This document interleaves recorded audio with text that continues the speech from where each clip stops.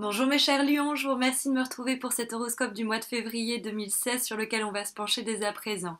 Alors, on a la première lame qu'on a tirée, c'est la roue de fortune, qui se trouve dans les aspects positifs, ce à quoi vous encourage le tarot pour ce mois de février, ou en tout cas les choses qui pourraient vous arriver et vous être positives, ou en tout cas des comportements qui pourraient permettre des évolutions positives dans les différents secteurs de votre vie qui vous intéressent pour ce mois de février. La roue de fortune, elle nous parle justement de cycles, de transformation, de nouvelles périodes qu'on est sur le point d'entamer. Alors c'est vrai qu'avec la roue de fortune, il y a toujours une période d'instabilité, d'immobilité, d'instabilité, pardon, au contraire de l'immobilité de l'ermite, justement. Il y a un petit peu l'idée où on ne sait pas trop exactement où on met les pieds, mais quand la carte est à l'endroit, ça peut nous dire à l'endroit, dans l'aspect positif, pardon, ça peut nous dire avec une grande clarté que on est en train de laisser une période qui a été difficile derrière soi, et qu'on est sur le point d'en entamer une nouvelle qui va nous être beaucoup plus, qui va être source d'épanouissement, on va dire. Ensuite, la carte de l'ermite qui lui fait face nous invite à envisager la carte de la route de fortune comme une carte qui va vous pousser à faire des rencontres, à sortir. C'est une carte de grande mobilité. On bouge, on voit du monde, on fait des contacts. Et dans ces rencontres et contacts, il pourrait avoir du bon. On pourrait, sans le savoir, avoir semé pour récolter plus tard soit une très belle relation amicale, soit une amoureuse, soit un beau projet. Mais bon, il y a cette idée de changement, il ne faut pas hésiter à sortir et voir du monde parce que l'ermite qui se trouve dans les obstacles et les difficultés va au contraire nous parler justement de périodes de solitude et d'isolement qui ne vous est carrément pas conseillé pour ce mois de février. Et j'irai même plus loin. La carte de l'ermite, c'est quelqu'un qui réfléchit beaucoup et qui agit avec grande prudence. Et donc du coup, c'est quelqu'un qui, avant de prendre une décision, avant de se lancer dans quelque chose, va étudier avec grande sagesse toutes les options possibles, va converser avec lui-même avant de se décider à emprunter cette voie-là ou cette voie-ci. Alors, j'ai envie de vous dire, avec l'ermite dans les obstacles, c'est bon, vous avez assez réfléchi. Maintenant, faut y aller. C'est un peu cette idée-là parce qu'on a la carte du mât au-dessus, qui est une énergie de foncer vers quelque chose d'inconnu. Et derrière, on a la force pour maîtriser la situation, faire preuve de force pour prendre, quelles que soient les situations, ou même les aléas, les problèmes qu'on pourrait rencontrer, à bras-le-corps pour les solutionner ou nous permettre d'atteindre les objectifs qu'on s'est fixés. Donc un excès de prudence n'est guère conseillé avec la carte de l'ermite, au contraire.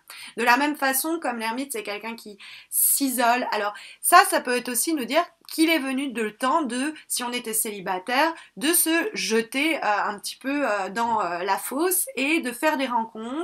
Ça peut même être du speed dating, hein. C'est vraiment cette idée, ou même des sites de rencontres, c'est un peu aléatoire, quoi. On sait pas trop sur qui on va tomber, ou on sort, on sait, les rencontres sont vraiment prévues un peu par l'inattendu, l'inconnu, il y a de l'imprévisible dans la carte de la roue de fortune, mais toujours avec des multiples contacts.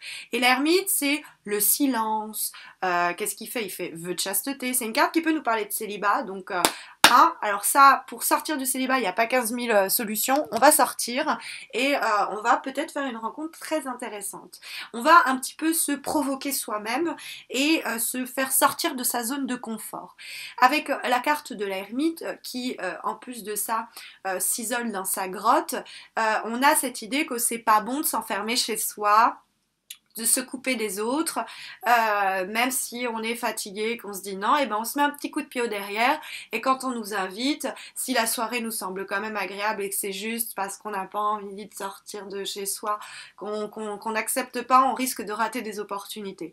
Donc on trouve les ressources pour se provoquer soi-même, et si on est face à une situation par exemple où on est face à quelqu'un qui veut pas nous parler, bah tant pis. On passe à autre chose, on va vers autre chose. Ça aussi, hein, parce que l'ermite, ça peut être quelqu'un. Ça peut être quelqu'un qui veut pas vous voir ou quelqu'un. Donc, dans ce cas-là, on fuit les personnes comme ça, on fuit les situations comme ça, et on va justement se divertir l'esprit et évacuer tout ça par le biais des sorties et de... parce que au-dessus en vibration, on a la carte du fou, le mât, qui, vous voyez, il porte carrément dans l'édition de Morgan Greer le chiffre 0. Bon, c'est un peu plus complexe que ça, mais la carte du mât, c'est cette idée. Alors, il y a peut-être l'idée de voyage, hein, de petits voyages, de déplacements, comme ça, mais vraiment pas les trucs prévus. Comme, bon. Le mât, il suit son intuition. Si vous voulez, le mât, il va d'expérience en expérience, d'aventure en aventure, et il n'a pas forcément un but précis à part le chemin. C'est l'itinéraire qui l'intéresse, c'est comment il va s'enrichir au fil du chemin. Mais il y a cette idée aussi d'épouser l'inconnu, de ne pas hésiter à sortir encore une fois de sa zone de confort, de marcher hors des sentiers battus et peut-être même de prendre des décisions que notre entourage ne conseillerait pas. C'est-à-dire, oh mais non, tu vas pas faire ça, ce serait fou, parce qu'on l'appelle le fou, il est impulsif et il peut agir à l'encontre des avis que les gens partagent.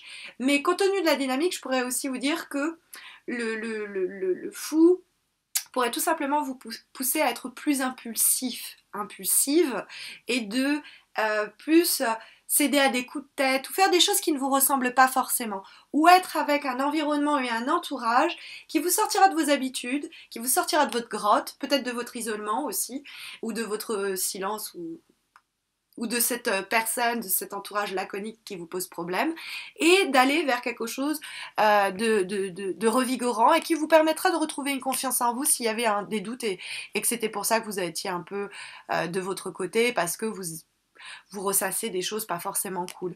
Bah, la carte de la force, elle nous dit non, on a la force, on a en plus c'est le lion, c'est cette idée de vigueur et de détermination mentale pour eh bien, maîtriser la situation, les aléas, les problèmes, pour trouver la force de se lancer vers quelque chose de nouveau, trouver la force de sortir, de faire des nouveaux contacts, de faire bouger les choses, de commencer ce nouveau cycle qui émerge à l'horizon. Et donc la force, c'est aussi, ça peut nous parler d'une rencontre qui, dans tout ça, est source de sensations fortes, mais c'est vraiment pour moi la force, c'est cette idée de gérer à la fois ses peurs, ces mauvais mécanismes comportementaux et puis aussi les situations extérieures qui posent problème, mais dans une bonne énergie. Et il y a cette idée de laisser place au mouvement, à la nouveauté, à quelque chose qui pourrait vous sortir de là où vous vous sentez en confiance, parce que figurez-vous que même dans ces nouveaux chemins que vous emprunterez, eh bien vous acquérez une nouvelle forme de confiance en vous et vous vous sentirez bien. Vous vous sentirez en pleine possession de vos moyens. Voilà. Donc très joli mois pour vous. Il y a juste quelques obstacles à surmonter, mais quels que soient les problèmes, vous en sortirez victorieux ou victorieuse. Voilà, j'espère que cet horoscope saura vous guider au cours du mois de février d'une façon ou d'une autre. N'oubliez pas que j'organise sur Facebook des concours chaque mois pour permettre aux personnes de remporter un tirage personnalisé gratuit. Et puis, abonnez-vous à ma chaîne YouTube si ce n'est pas encore fait parce qu'il y a des choses nouvelles qui arrivent au cours du mois de février pour célébrer justement ma première année à la fin du mois de février sur YouTube. Et comme ça, vous ne raterez rien.